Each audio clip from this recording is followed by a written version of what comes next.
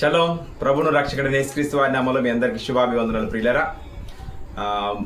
హైదరాబాద్ మరియు సికింద్రాబాద్ పరిసర ప్రాంత ప్రజలకు ముఖ్య గమనిక.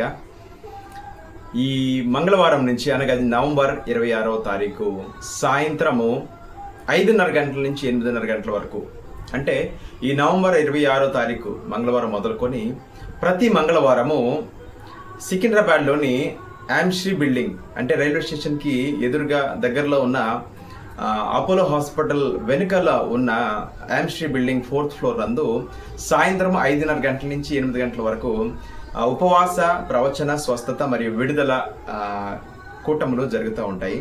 సో దానికి మీరందరూ కూడా, ఆసక్తి కలిగిన వాళ్ళందరూ కూడా ఉపవాసంతో రండి.